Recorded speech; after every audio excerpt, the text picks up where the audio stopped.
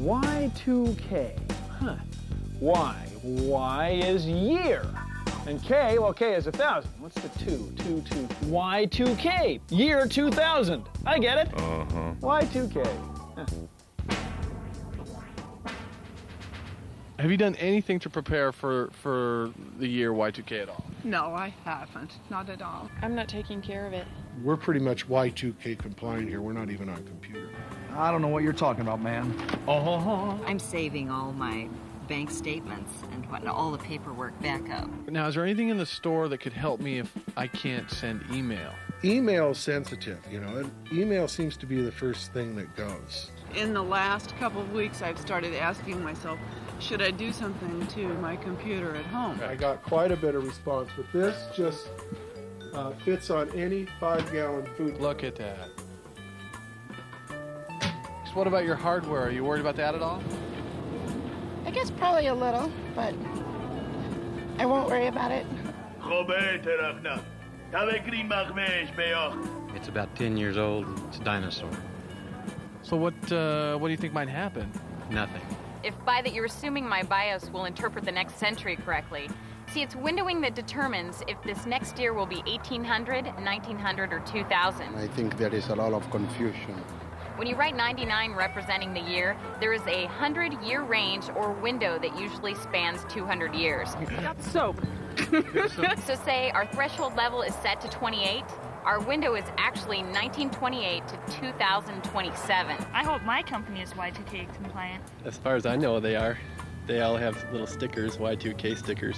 A 2-digit shortcut greater than 28, say 34, will be interpreted as 1934. Weird, huh? I mean, the government's not going to let this happen. I mean, that's what we pay them for, right? I just assume in America we'll figure it out.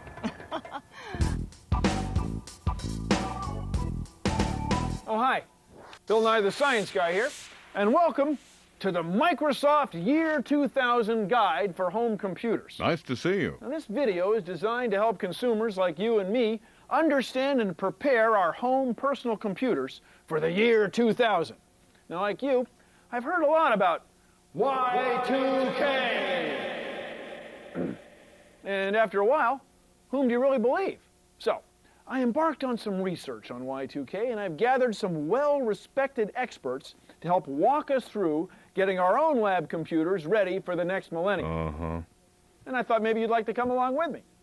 See, scientists bring in other experts for a consultation, and today I've set up some informal meetings with a couple of real computer specialists. Preparing for Y2K? It's easy. Just 3 words. Hardware, software, and personal data. You say data, I say data. Wait, that's 4 words. But you get the idea.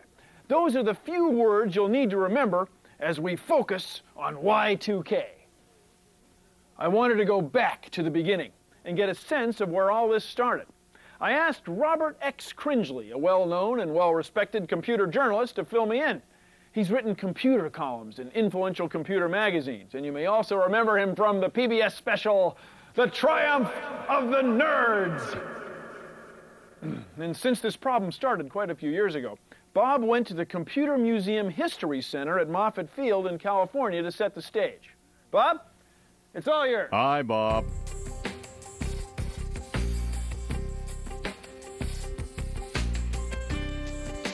It's fitting that we're here at the Computer Museum History Center at the NASA Ames Research Center in Moffett Field, California. The beginnings of not just the Y2K problem, but computing in general can be traced to this big iron.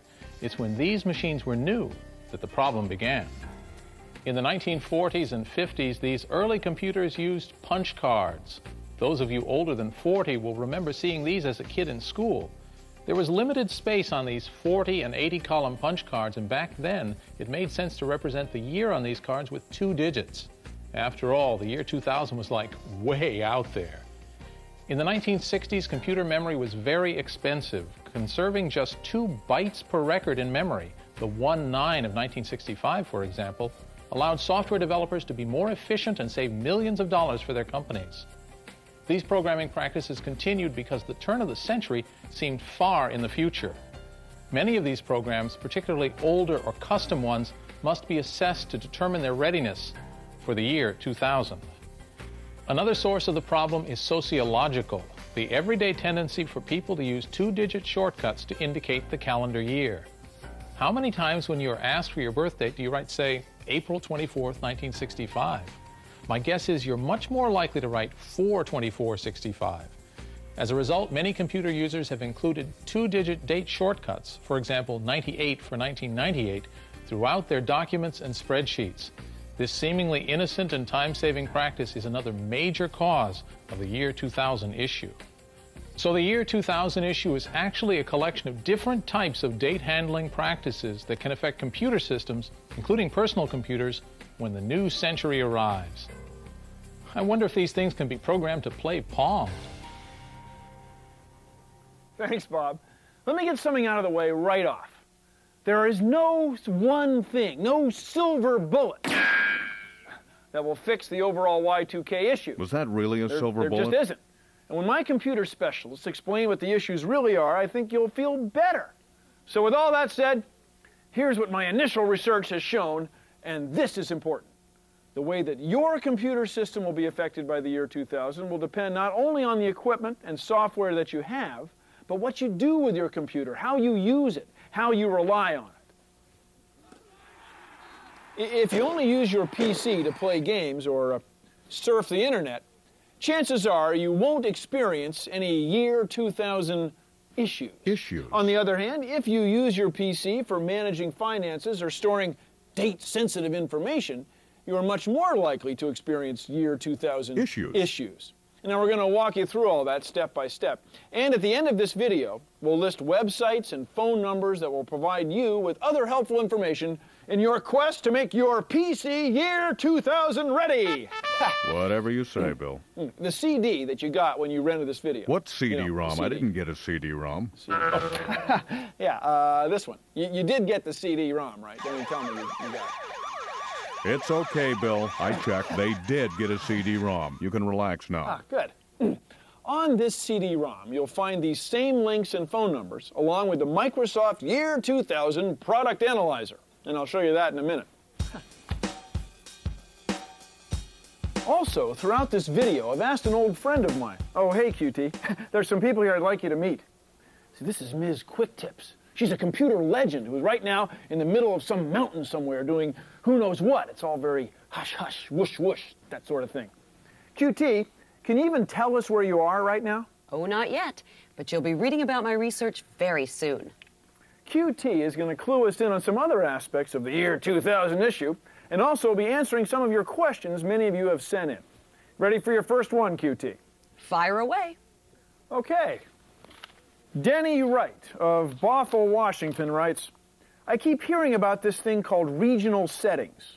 I've had friends forward me mail that looks like if I don't take care of the regional settings, my computer will not work. Can you explain? Well, Denny, not to worry. Your computer won't stop working if you don't change the date display in your regional settings. Windows processes, stores, and calculates dates using 4 digits regardless of the setting. These are only for screen display. Microsoft recommends changing the short date format in regional settings via the Windows control panel to a 4-digit year. Making this change in regional settings will help other programs to display 4-digit years, thereby minimizing confusion about what century is intended.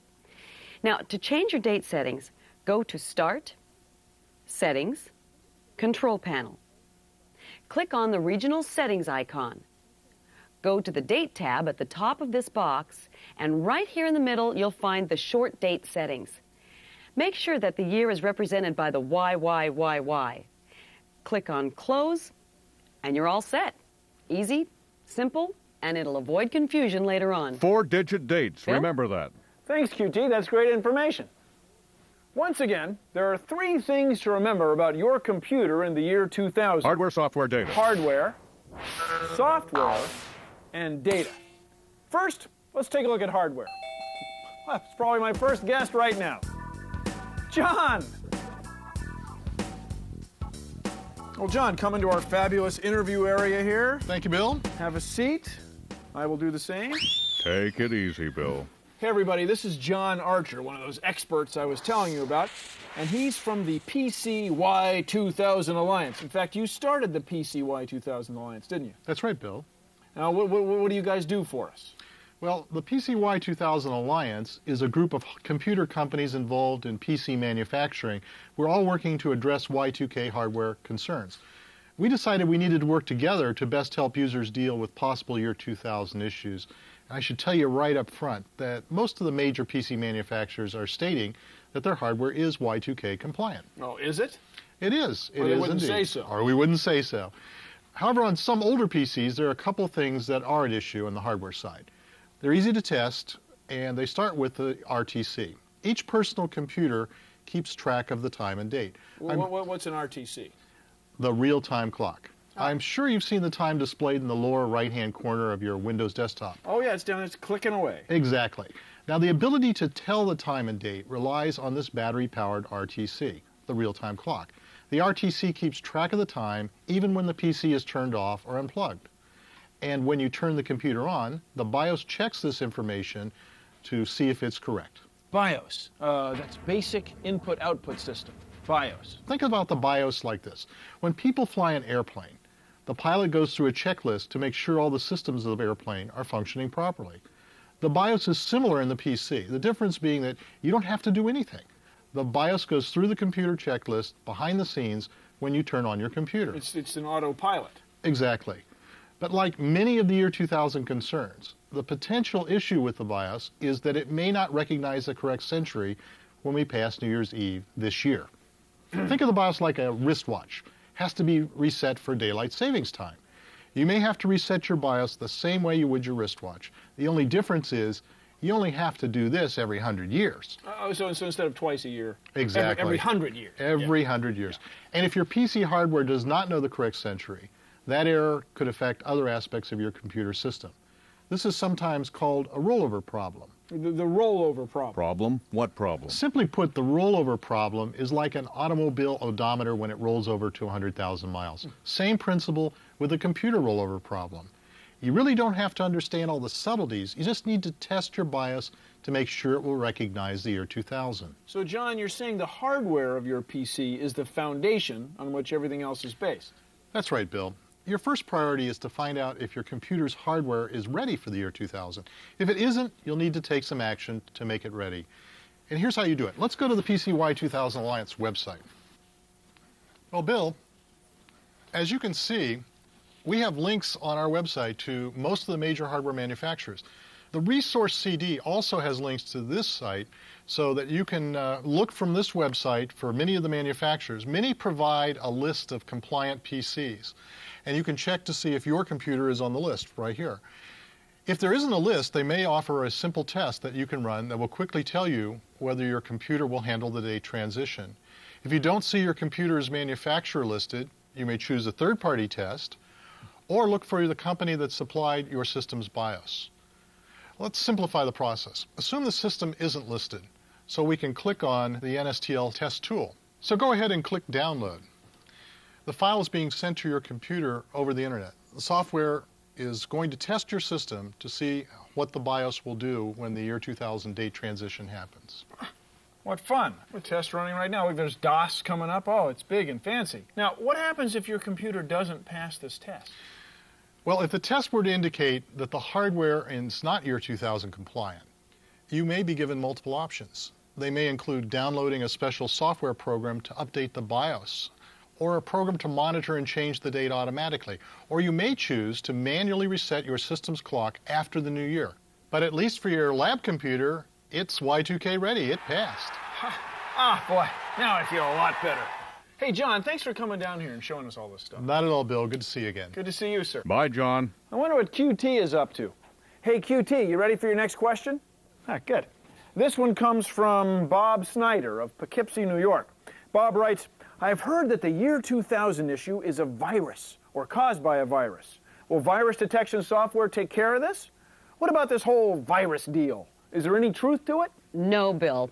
Year 2000 issues are not caused by or related to a virus. Anyway, This is important because you may read or hear news of virus-related issues that are directed at the year 2000, but the real problem with the year 2000 has absolutely nothing to do with the virus. The Y2K issues mainly stem from the decades-long practice of using 2 digits to represent years, a practice that makes the computer try to figure out what century we're in. But, and this is equally important, there will be viruses floating around that may use the year 2000 as their springboard for getting into your computer. These viruses can infect your computer in a number of ways. For instance, a virus can take on many forms, such as email claiming to be a Y2K fix for your software. There's even been a virus that claimed to be a Y2K countdown timer. So be extra vigilant and make sure you really trust that email before you open it. Some of these viruses may be nasty, causing data corruption of your private information. So the bottom line is viruses are dangerous to computers, and there may be viruses floating around, but they do not and did not cause the so-called Y2K problem. Okay? Thanks, QT. Nice going, QT. So my lab hardware checked out fine. Up next, software. For that side of things, I've asked a real software guy to come by and help us out. There he is right now. Rich. Bill, how are you? Kaplan, come on in. Thanks. Please have a seat. Thank you. These lovely chairs. Boy, that was fast. Hey everybody, this is Rich Kaplan, the director of all things Y2K at Microsoft. Hey, it's good to have you here. Thanks, delighted to be here. Now, what's a typical Y2K day like at Microsoft? Well, I'm responsible for making sure that the Microsoft software and our customers are ready for the year 2000. Ready. You know, John Archer was here a little while ago, and he helped me get through my hardware. Good. Which, by the way, checked out with flying colors. That's very good. But now we got to do the software, right? So can you walk us through that? And of course, you know, being the computer expert that I am, I'm just very familiar with software. Of course I am. I know you are. But can you describe software in general? I will. In general, software consists of a series of instructions for the computer. And there's really 2 main parts: the computer software, the operating system, which makes the workings of the computer work, right? And then there's software programs or applications that perform specific tasks. So that's, okay, so the word application means stuff that's not in the operating system. It's other kinds of software. You know, I've often wondered. Seriously. Yeah, that's actually the task-based stuff, like a word processor or a spreadsheet. So the operating system makes the guts work. Operating systems, for example, are Windows 98, Windows 95, Windows NT. Big fan. Good, good. The Mac OS, Unix. Those are all different operating systems. And they control the central processor. They control the central processor, they control the memory, the hard disk, the modems, the mouse. But when you get a new piece of software, that's not what you're getting in general. No, well, no, not in general. I mean, sometimes you can get those things, but the operating system is really the foundation that all those other things sit on top of. So, what do I do? Well, I got my computer, I got the software in there, the operating system's in there. Now what happens? Well, there's a couple things you have to think of. First of all, when you got your computer, many of the things were pre-installed when you bought it, purchased in a box at a software retailer, or even downloaded from the internet. Oh, I love that. It's big fun. Love downloading. It is. A lot of downloading going on. Anyway, in terms of year 2000 readiness, no matter where the software comes from, you want to consider testing all the software programs that are critical to you, particularly if those programs use dates. Well, otherwise, if you don't test some of them, you're going to get burned later, right? I mean, I want to test them all. I want to test them all, Rich. Right. But the most important ones are the ones that you use that have dates in them. Now, you might also have software programs that were custom developed just for your business. Let's say you were a dentist and that you were scheduling patients, or you're a school that has a custom grading application. Or if I had some keeping track of money, what do you call it, this purchasing software. Absolutely, that uses dates. Well, that custom software program may be susceptible to year 2000 issues as well, and they'll need consideration. So you should contact the companies or persons who develop the software for you and ask them how to help you prepare for Y2K issues with that custom software. Hey, thanks, Rich. Before we leave the software category, let's take a look at what goes into year 2000 testing at Microsoft. Caitlin, roll that tape. One of the first things we did was to establish a compliance statement and a test criteria. That compliance statement essentially set the goal that our products not cause problems across the transition to the year 2000. It's important to note that any issue found in our testing is posted to the Microsoft Year 2000 website. We tested about 3,500 of our products in each of their languages, ranging from DOS5 to Office 2000. Today, about 97% of those products are compliant with the recommended actions taken. This is the single largest testing effort ever undertaken at Microsoft. I'm the test manager who coordinated the Consumer Windows Division team to make Windows 95 and Windows 98 Y2K compliant in all 29 languages. We utilize hundreds of testers and developers worldwide using hundreds of machines with different software and hardware configurations to test Windows 95 and Windows 98 for Y2K compliancy. I've been coordinating Year 2000 testing of Microsoft Office family of products using nearly 100 engineers on 3 continents. We performed comprehensive date testing across products starting with Microsoft Office 4, which includes Word for Windows 6 and Excel 4, up through our current generation of Office 2000 products. We tested the use of a wide range of carefully selected dates, both in data, like a class graduation date or dad's birthday, and by setting the computer date forward to simulate running the programs in the future. Every program behavior that we thought could be confusing was documented. All of our test information and resources are available at the Microsoft Year 2000 website at www.microsoft.com/Y2K. If you don't have internet access, just dial 888-MSFT-Y2K to receive a subscription to the Year 2000 resource CD with all of the same information. Thanks, Mark. Time for another question for QT. This one comes from Sally Webster of Nashville, Tennessee. Hi, Sally. And Sally wants to know, how do I download software updates to my computer over the internet? Well, a software update is a program available on certain websites that you download to your hard drive for installation. To download just means to transfer the program to your computer system from where it's stored on the web. It's also important to save the downloaded update to a convenient, specific place on your hard drive. When you're ready to download an update, follow these steps. Click its underlined download link on the web page. If you get a message asking whether you would like to open the file or save it, choose to save the file. When the dialog box labeled Download or Save As appears, look for the field called Save In or Destination. This field determines where your file will be saved on your hard drive. Then you can go to where this file is stored, double-click on the icon, and it'll walk you through the installation process. And that's all there is to it. Nice, QT. Back to you, Bill. Thanks, QT. Now let's take a look at your personal data files. And for that, let's go back and chat with Rich some more. Take it easy, Bill. Hi. It's time to talk about data files. Now, aren't data files part of software? Well, not really. Software is the tool that allows you to create data files. Think of it this way.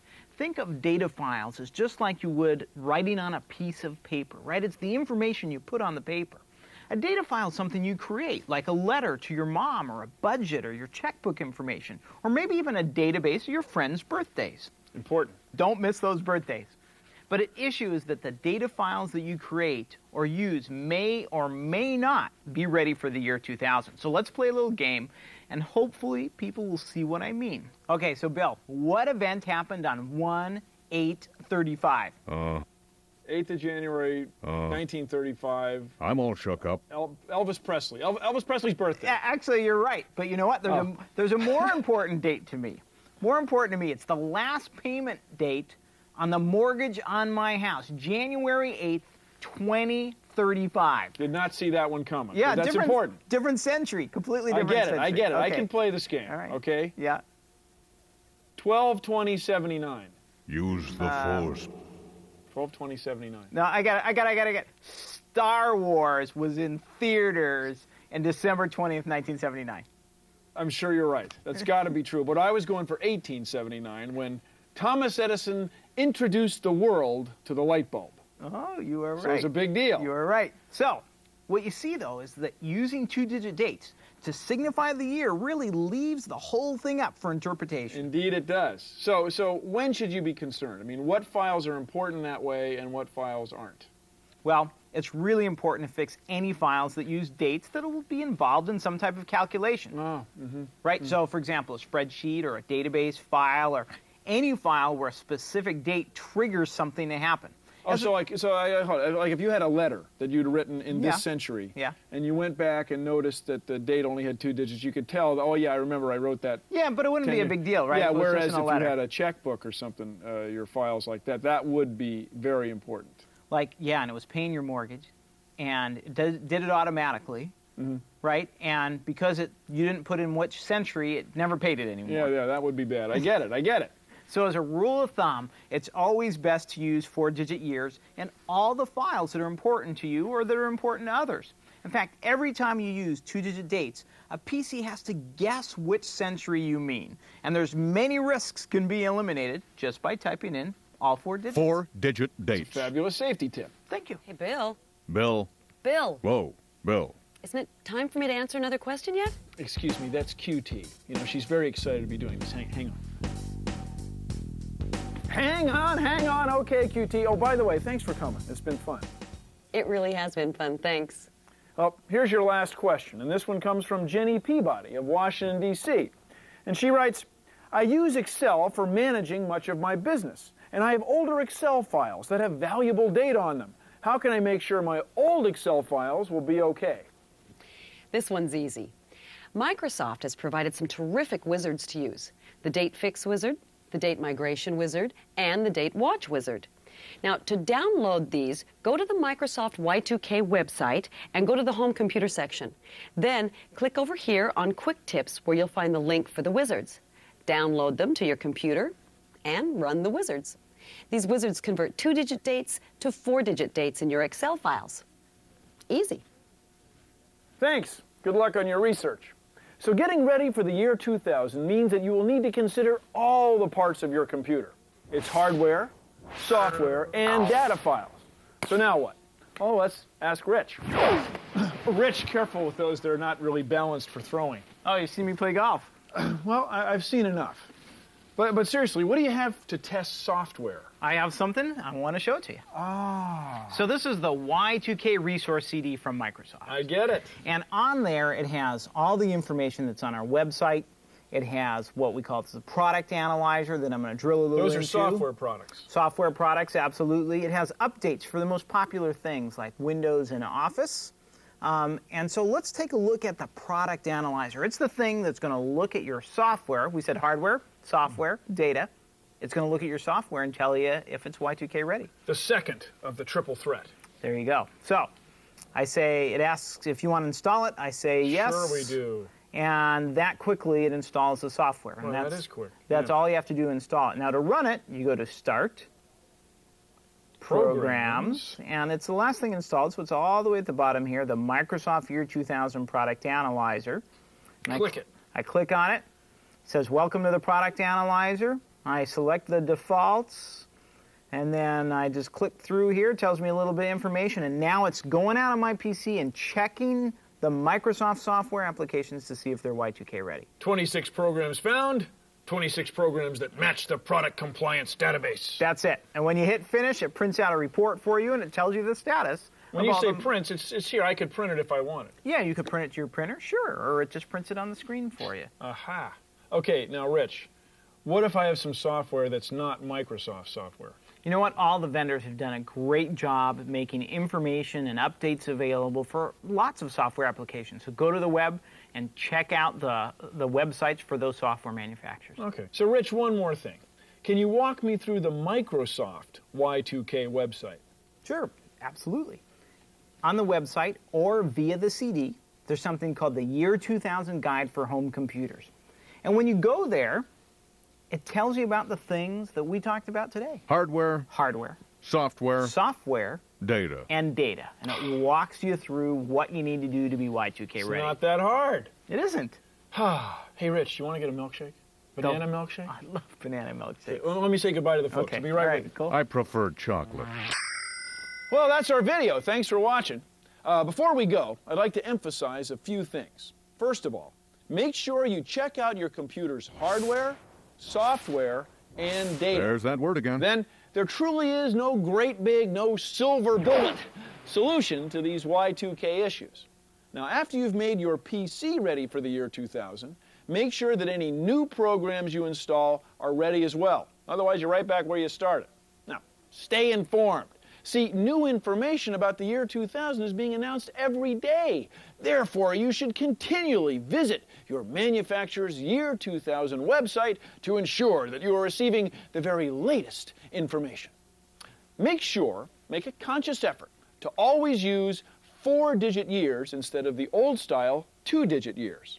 And remember, finally, viruses are not the cause of Y2K issues. But it's always a good idea to use virus detection software anyway, because you know what? Because there's hackers out there, and they want to get into your machine and mess with you. And the year 2000 is the perfect time for them to do it, but you're not going to let them, are you? No, because you're going to use your virus detection software. You're going to stop them in their tracks. Whoa, take it easy, Bill.